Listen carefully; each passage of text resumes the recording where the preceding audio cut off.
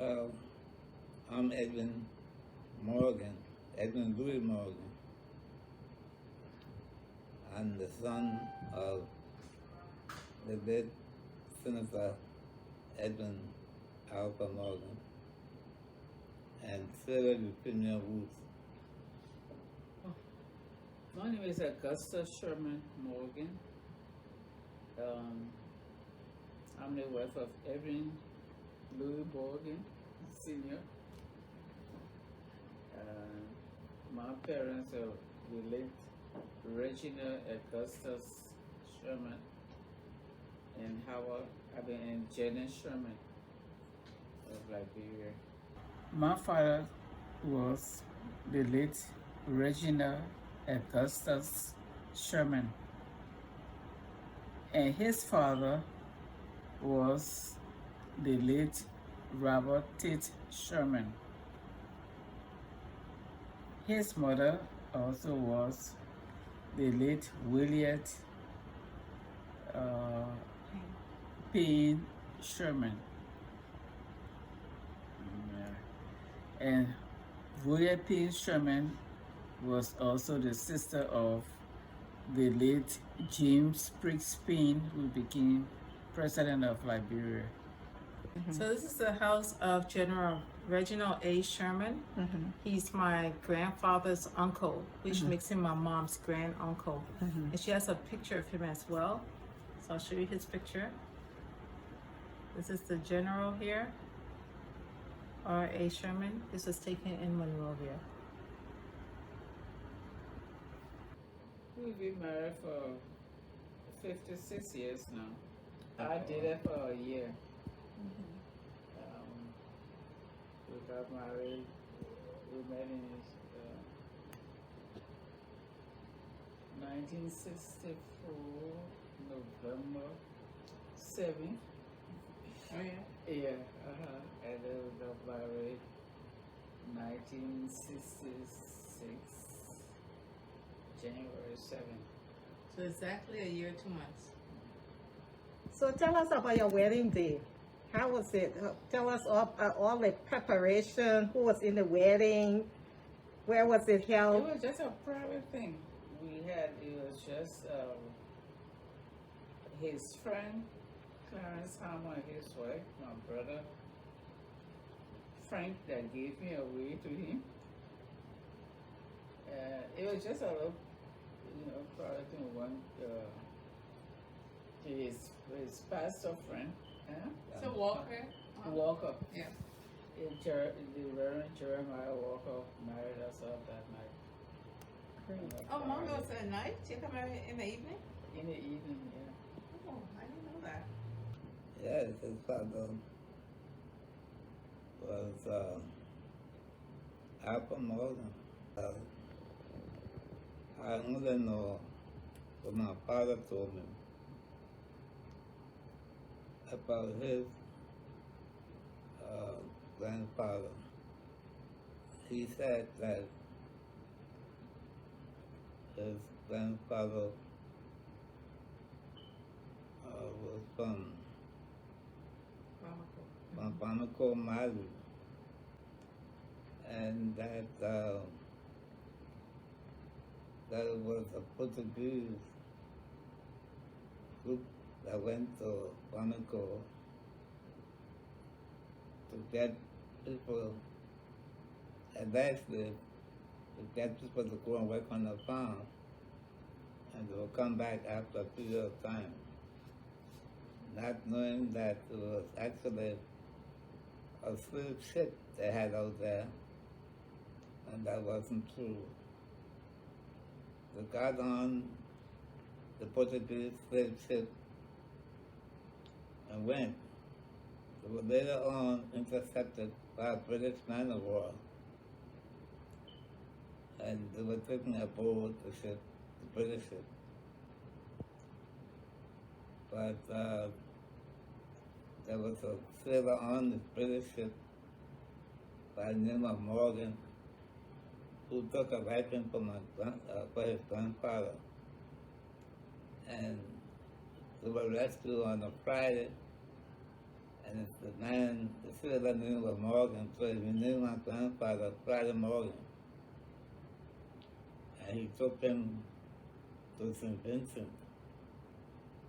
and put him on his farm. He told my father's grandfather that he was going to England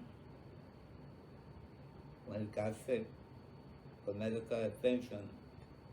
And if he got him back, it was all right. He didn't, we should take the farm.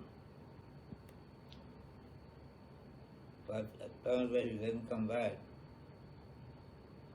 So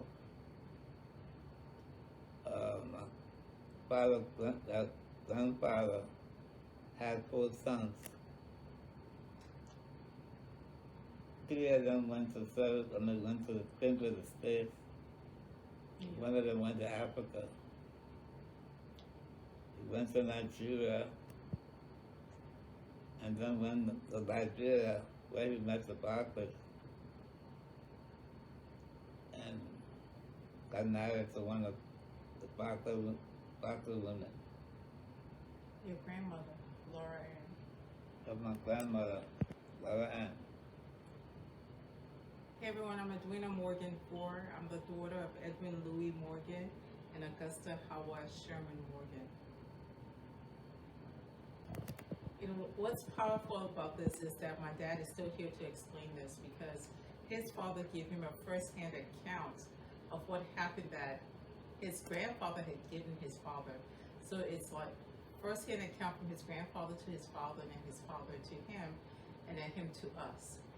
You know, it hits me all kinds of ways to know that we're from Bamako, Mali, right? And my great-great-great-grandfather survived, you know, the slave ship. They were intercepted by the British man of war, and the captain on the ship, Captain Morgan, took a liking to him and decided, well, since they were told they were going to go in and work and come back, give him an opportunity, which he took, which is a big risk, right? Because he didn't know him, so he could have been a slave owner as well. But as a result of that, he ended up in St. Vincent. He got married. He had 4 boys.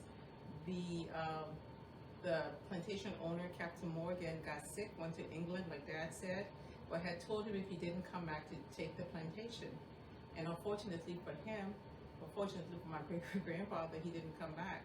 So he was able to take over that plantation, which tells you he became a man of means. And to be able to send his children to the States and to Africa, right? So he sent his 3 boys went to New York, as we're understanding, and one went to Nigeria. And from Nigeria, he was a trader. So he was trading along the coast and met my great-grandmother, the beautiful Laura Ann, fell in love, got married to her, and that's how he ended up in Liberia. And they had 3 children. They had my grandfather, Edwin Alford Morgan, and they had 2 girls. They had Frances and Emma. I remember Frances, let me see. I have it written down. Yes, I know Aunt Frances. But I don't know my father, other sister, because they died before I was born.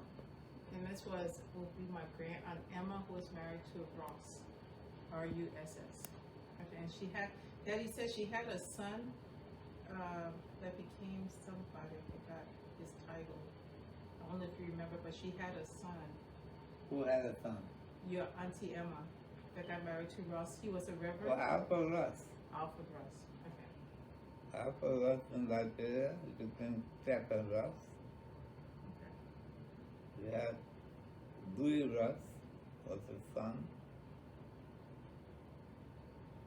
Yeah.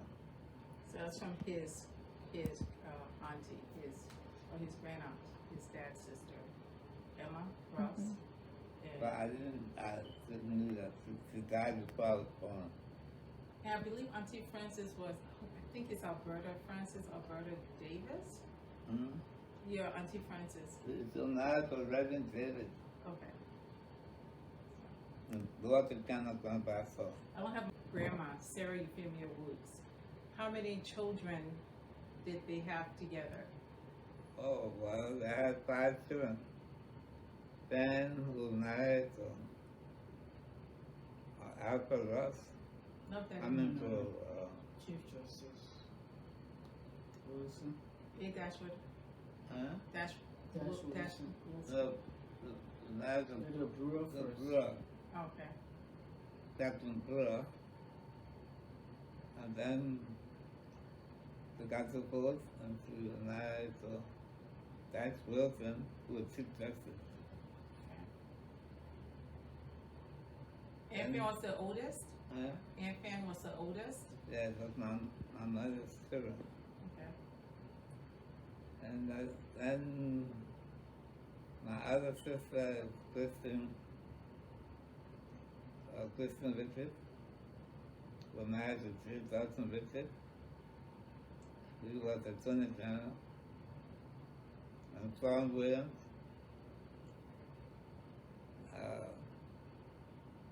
Then She's who was married married to. to Ada Williams. Didn't touch his pants. And then my brother Lawrence Morgan, who became senator at one time. He was a practicing lawyer also, member of the Morgan Clients and Harmon Law Firm. And then 6 years after Lawrence, I was born. And all the others were how many years apart? Were they all 1-2 years apart, or? I couldn't say, I don't remember now. Okay. Edwina Morgan, Alpha Morgan, Matt Morgan, Sally Morgan. You started naming. Can you name everyone else? Because you didn't. You left out Uncle Sam. You left out. Can you? There are 23 children, right? Or grandpa. Yeah, but I don't remember them all. That's okay. Mine, we had James Morgan, my oldest brother, and Annie Morgan, James Morgan's sister by mother and father. They were the 2 oldest in my father's family. We have Auntie Alfreda, Auntie Edwin, Auntie Augusta, Uncle They had Sam. younger children, Augusta, Sam, and Edwin, Auntie Alfreda. and Frida. And of course, he had Uncle Roland and Uncle Edwin. When he married, Last yes, we had Roland and Edwin. That was named Edwin Alpha Morgan. Was his name? Edwin was his name. That's my question. Daddy, you told me you were closest to Uncle Lap. Your Uncle Lap used to. Yes, because we were close in age. I was born 1929. He was born 1930. And we were very close. Lap and I. What were some of the things you used to do together when you were teenagers, you and your brother Lafayette? Oh, we used to run away from the house. On Sunday, when we were supposed to be in Sunday school, we used to bribe our sister with a lot of golden plums and other things. We used to make plums, and that's what we put us. And we used to go and bathe in the ocean. That was a dangerous thing. And we did that with some of the neighbors' children. And the only thing that stopped us from doing that, one of the neighbors boys got drowned while we were there. With them in the sea. And that's a regrettable thing. From that time, we never went back to swim in the ocean. But then you gotta tell her the whole story, like the trauma of it from you guys, because they went home, they had to pretend like they didn't know, even though he had drowned, and they were traumatized by it, but they were too scared to tell anybody. So they had to go through that. You wanna continue this? Yeah, they came knocking on the door around 10 o'clock in the night. to know you at 10 o'clock was a early time in the night. Wanted to know if we knew where this young man was. I think his name was Thomas. And we were so frightened. And we pretended that we didn't know what had happened. But we were scared to death because our father had found that we're in the ocean. We were being beaten, but we never went back as far as I recall. But his body washed afloat, right? Yeah, his body came some miles down the ocean on the beach. So was your dad a strict disciplinarian, or your mom was the disciplinarian? Oh, my father was, yeah. He was a restaurant.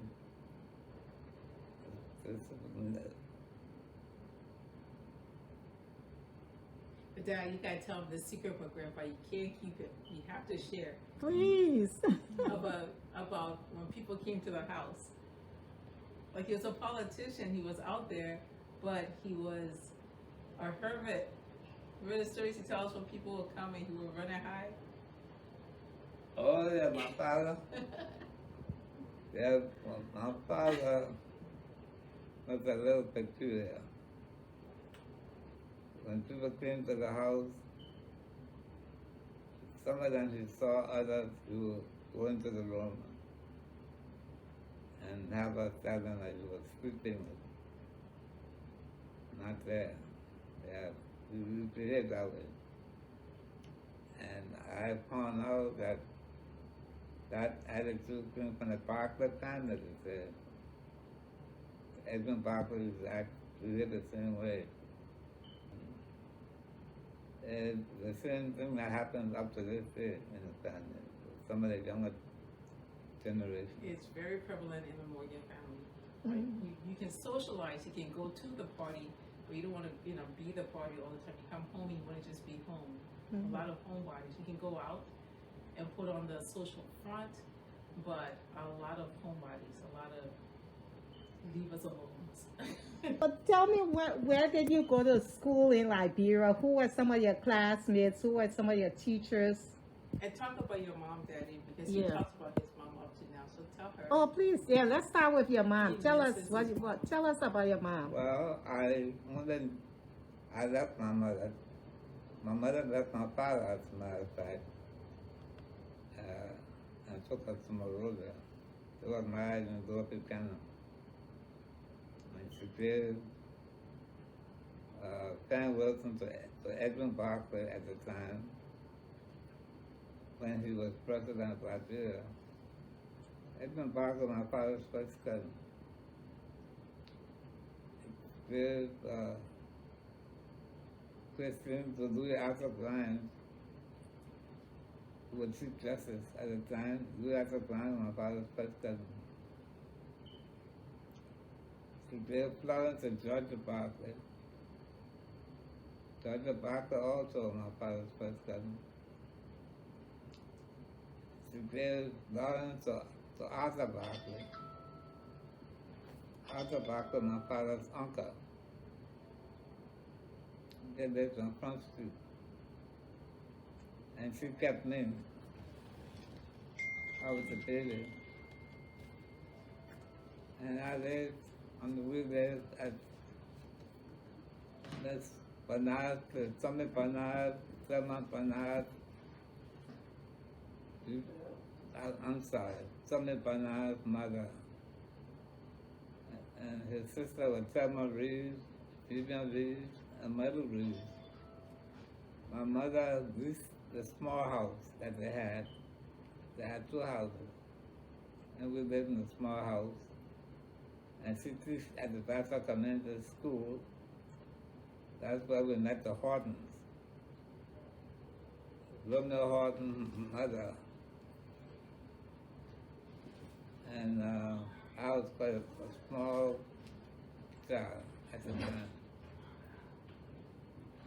But we grew up on the Paris Road. They used to call it the Paris Road at the time. So you knew Romeo Horton? Were you? Oh yeah, we grew up over the years, and we got to know Romeo very well. So what school did you go to when you were in Liberia? I went to LAFAYETTE, and Where was that, Daddy? in Northern Canada, I went to hostel. My Aunt Frances was the principal of hostel, Northern Canada. When I left Nassau, went to Monrovia, I went to LAFAYETTE. And after I graduated from LAFAYETTE, I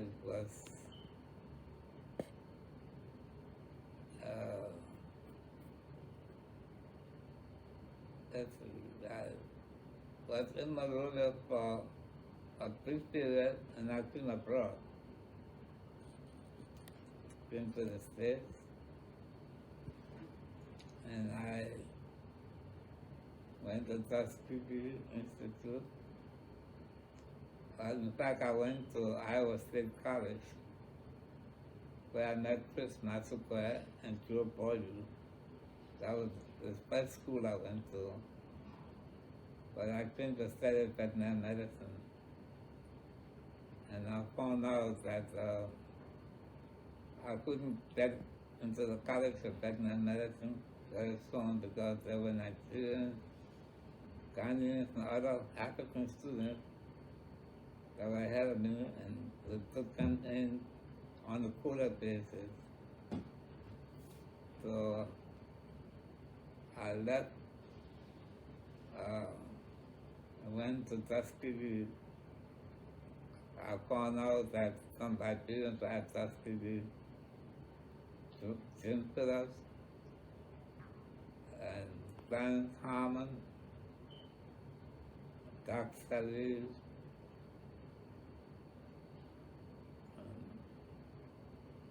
Ricks, and others. I don't remember all of them.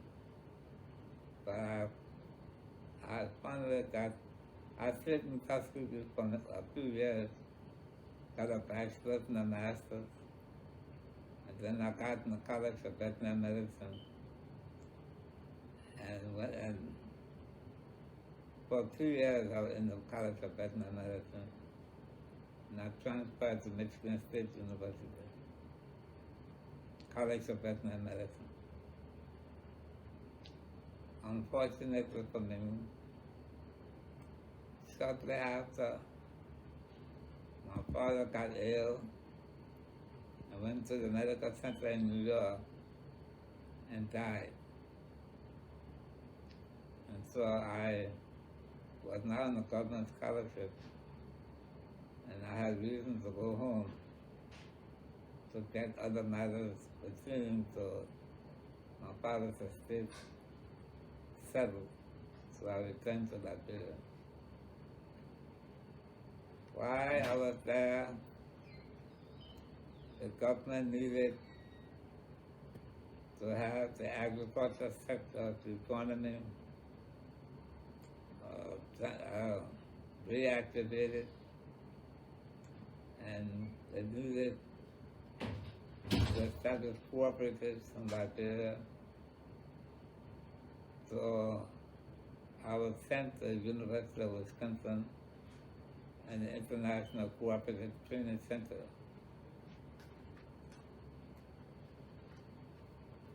Well, I was trained at those two places.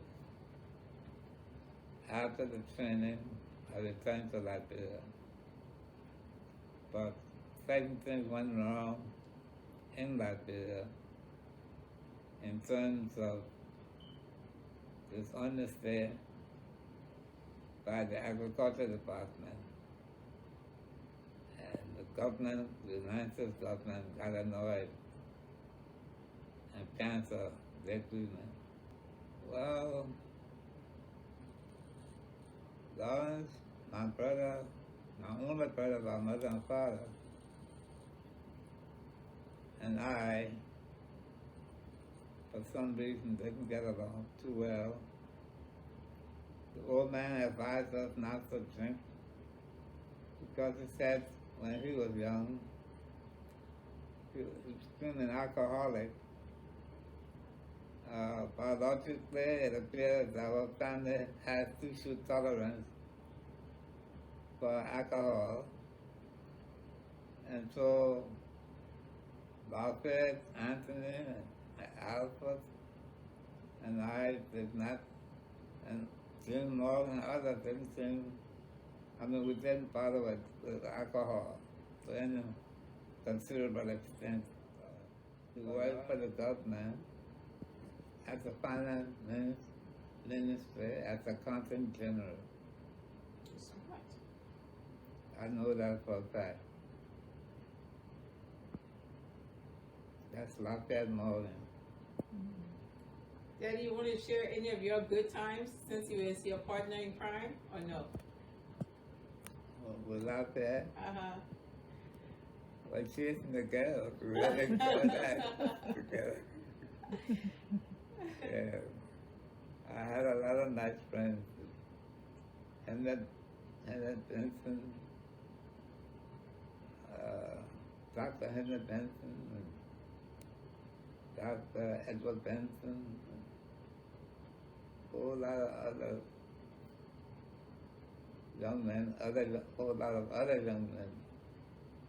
And I, like Donald Caswell, and, well, they're all gone now. My memory not so good. Dr. Lee was a good friend of mine. He was married to Ellen Johnson. Dad, did you know Ellen Johnson Sirleaf, former president? I knew her. I didn't know her when she was young. But when she was young, I was in the States. Okay. But I got to meet her when she married a doc. And they were at the University of Wisconsin when I went there, getting his master's. And I used to go to them on Saturdays, some Saturdays. And we had a nice time together. I used to enjoy the food she cooked. Oh, she could throw down? She could cook? She could cook well. Oh, yeah. But list some of your friends you went to school with, but you forgot to list one of your best buddies, Sumo Jones. Oh yeah, Sumo Jones and I were at Michigan State University. We lived in Butterfield Hall. Augustus King was also there. We lived, he lived with his wife. Teresa Lee was at Michigan State at the time. You mean Teresa Lee Sherman? Yeah. Yeah. No, that's okay. Yeah, she was also there. Benjamin Dennis was there. Benjamin who? Dennis. Daddy, you know, your teacher told you you had a tenacious memory. And one of my favorite things from you that you passed on to me was teaching me poetry verbatim. You would teach me, you would give me poems, and never wrote them down, just say it to me and teach that to me so I learned it that way. And so I want you to remind me this poem, if I gain in knowledge, we destroy our health. You say you saw it on the wall, the dormitory. Where did you see it? At one of the schools. Well, when we went to Iowa State College, we lived at Della Peterson's place at 238 North Harlem. You remember the address? And that's where Joe Boyle and Chris Massacre lived before we went to Friday Hall. At Friday Hall, what the gym was, they had a placard that said, if by gaining knowledge we destroy our health, we live up fighting or be useless in our hands, he who seems successful by overloading it, so it be filled with gold and precious stones, but give its owner but an ill account of his voice. I like that poem, and I still remember it. Bravo. I love it. I was married twice. My first marriage was with an American lady. Yeah, but Anita Holiday. I met Anita when I was a young man, 25 years old, and went out with her. She got pregnant, and I found myself in a world of trouble because of her father was an engineer at Tuskegee. So I was afraid if I didn't get married, they might put me out of school, so I got married. We didn't get along. We were married for 3 years, and I got divorced. You got 2 beautiful children out of it. I got a boy and a girl from that marriage. Then, some years after, when I was returning home from the States, as I said earlier, I was at Forh, and 2 more June was there, and I was going to engage a girl in Detroit, and I took so much Jones along with me. That evening, I told him I was going to engage a girl that I wanted to marry her. And someone told me that my first marriage to an American girl, as I had told him, was not successful. I should not marry any more American. I should go to Liberia and marry the girl there, because there were very beautiful girls in Liberia. I took his advice. When we met together that evening, we took her out for dinner. And that was that. When I went to Liberia, I had a friend who called me and told me that he and his girlfriend were going to a dance engagement that they had, and we didn't have a car. He asked me if I could give them a lift, and I said yes. Daddy, you're leaving out names. My friend's name was Wilma. Wilma Clement. Wilma Clement. Clement. The Wilma's father. Yeah.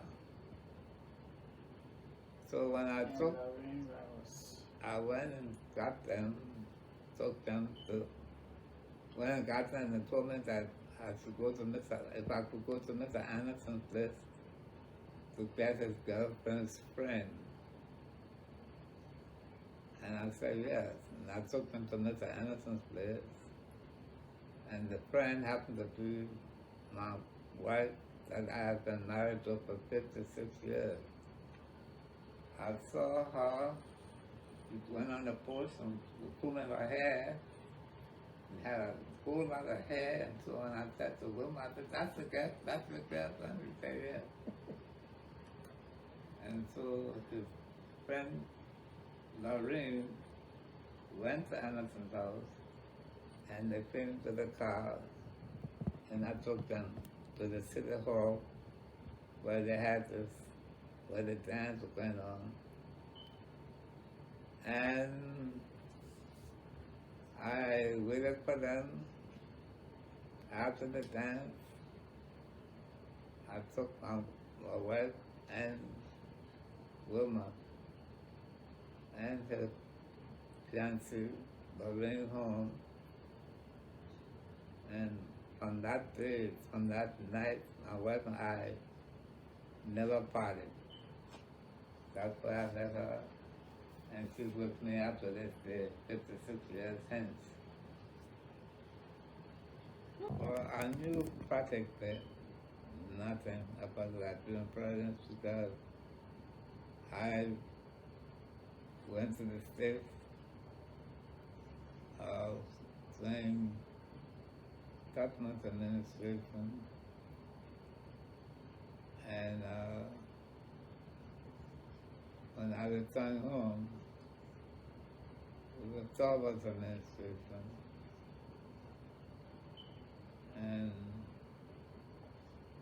I worked for the agriculture department for 10 years in the capacity of agriculture planning and programming and all of that. But political-wise, I wasn't too much involved in politics.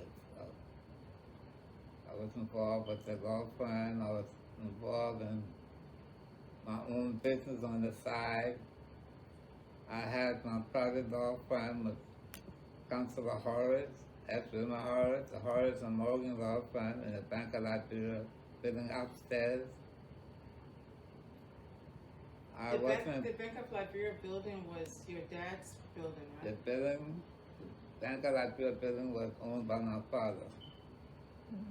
Was the bank owned by him too? And it was a big warehouse, and my father converted into a bank. He built a bank on the land there. And he had Omar HORTON and Willie Talbot join him. But he originally owned the bank.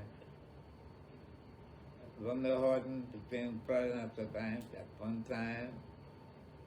My brother Lawrence Morgan was president of the bank when the coup occurred. Dad, what other properties did Grandpa own? Because I know you mentioned he had trucking business, he had lumber business, he owned an airline. Yeah, the old man, my father built the Moose from Texas, owned the Taco airline. My father had a Yoya lumber company, and he used to ship timber abroad. He had a big business going on with timber, to ship timber abroad to Holland and England. And that's what made him a millionaire, or he was a millionaire before he started shipping? I heard him say that the first shipment he made to Holland, he became an instant millionaire. Wow. That came about when he was in the tuna, or that idea came about later on, but when he was in the tuning in Lower Bibana, he was in the tuning for the OSC store. He and the OSC manager was almost the same age, around the same age, a father boy. And when the OSC manager went back to Holland and the World War II ended, he got in touch with my father and told him that there was a dire need for timber in Holland, and my father should get a concession, which he did. And he got a concession, and he got a place in Yoya, San Barclay County. He named his company the Yoya Lumber Company. And he made a lot of money from timber that he shipped to Holland during those years. Clarence HARMOND was murdered in Barclay. He was decapitated. Oh my God. How I got to know, his son saw someone in the Ivory Coast and told asked that person if he knew me. He said yes. He said, tell my father, tell Mr. Morgan, my father and my sister were in Barclay when my father was beheaded by the Crown Boys, and my sister was with him, and I haven't seen her since. Oh And this was around what time was this? After the coup, what time was this? During the war or what? Just I left Liberia, was trying to go to the Ivory Coast. And That was around 1990? yeah, when I came to Sierra Around Leone. 1990, 91. Yeah. And Daddy, you were He was- related to him, right? You said, how were you related? My mother and his mother were cousins. Who was his mother? I forgot her name. I used to know her name, but I forgot. Were they first cousins, second cousins, or you I don't don't remember? know that, but they were cousins. That's No. fine. I'm so sorry to Yeah, hear he entered the very And Clarence was in Bangladesh when I forgot this fellow who was just killing people then. His boys, that Clarence Prince on Johnson? Huh? Prince Johnson? No, not Prince Johnson. Oh, Prince Johnson was doing Mexican. I think. Mm. But it was his boys that killed Clarence Thomas. In Bangladesh. And Clarence was an attorney, right? He was a lawyer. Yes. He went to law school and So I'm going to ask you a fun question. yeah. What were some of the famous bands that used to play music in Liberia? What kind of dance you used to do when you were growing up?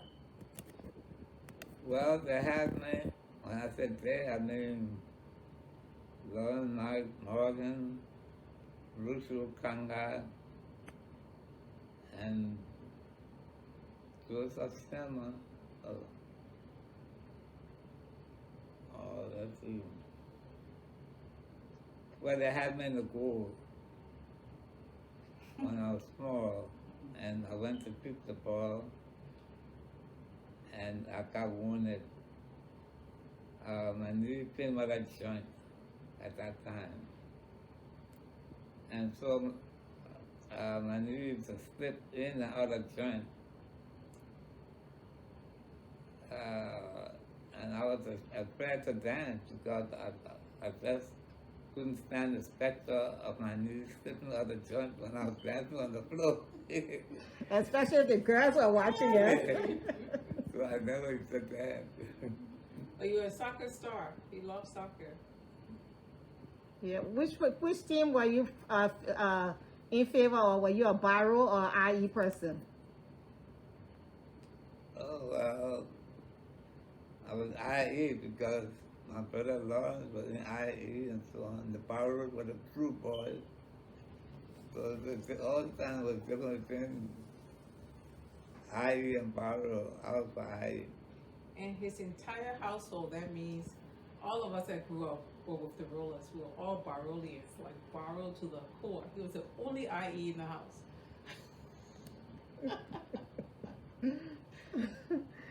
I like flower sauce. I like pambasa. I'm a pretty man, so to be honest with you, I like almost every Latino food there is. But if you ask for a favorite one, I like pambasa and flower sauce. And what's your favorite Liberian food? cassava leaf, raw panga soup, and